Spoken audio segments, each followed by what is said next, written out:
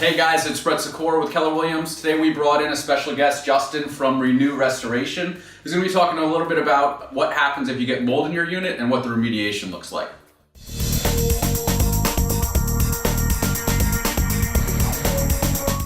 All right guys, so we have Justin from Renew Restoration here. Why don't you tell them a little bit about what you do and what your company does to help clients like myself? I'm the general manager for Renew Restoration. I've been doing this about 7 years, master certified in water, fire, and mold remediation.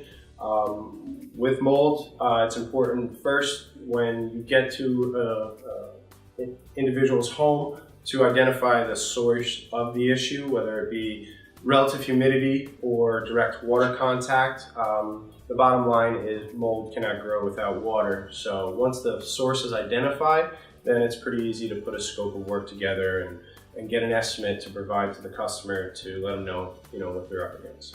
All right, great. So like if we use this unit as an example, we had a water leak come in, it came down to this unit or this floor and then went down to our second floor below. When you guys came in, we obviously tested for mold. We found that there was mold in the air. And then in regards to remediation, obviously we were scared, we were concerned, we're going to start our family in this unit.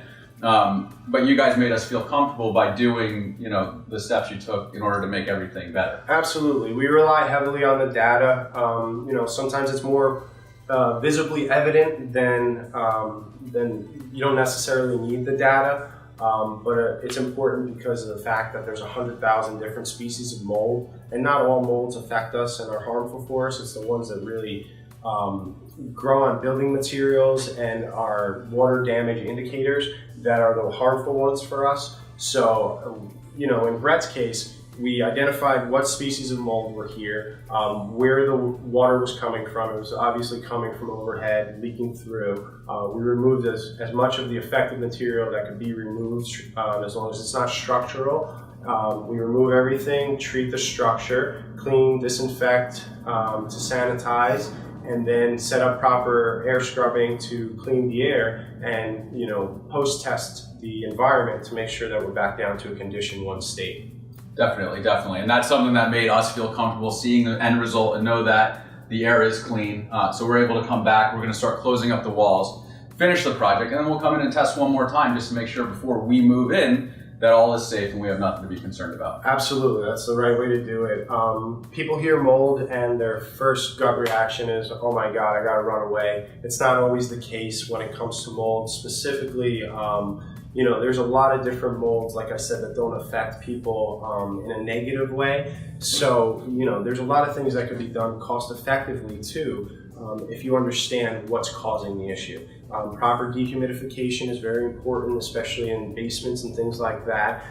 It's very easy for such species like Aspergillus penicillium to grow just because of the elevated RH. You want to make sure that you keep your relative humidity below 65% all year long. If you run above 65% for an extended period of time, don't be surprised if you open up closets and things like that and start seeing green fuzzy stuff growing.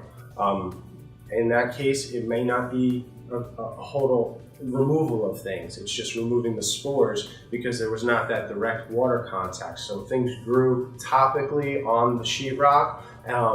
The reason that we remove the sheetrock as opposed to just cleaning it, in most cases with the direct water contact, is because the molds that growing from that have what's called hyphae. It's the root system of the mold. And we want to make sure that we can get down to the root system and kill that root. Now, if it's beyond that, behind it, and on the structure and the framing, we need to make sure that we can clean this and get it back to a condition 1, as close to mold-free environment as possible. Now, if you're just cleaning sheetrock, you're not going to be able to do that. But if it grew from the outside in instead of inside out, you're able to do that. So, and oftentimes with HEPA vacuuming, air scrubbing, things like that, you can achieve positive results without going to extensive amounts of work. Awesome. Well, guys, that's super helpful, and thanks for having us. Definitely reach out to Justin. If you guys have any questions, we'll give you his contact info. He'll come out, give you guys a free estimate, and give you an idea of what you'd be looking at to remediate the problem before it becomes a bigger problem. Absolutely. Thanks so much, guys. Have a good day.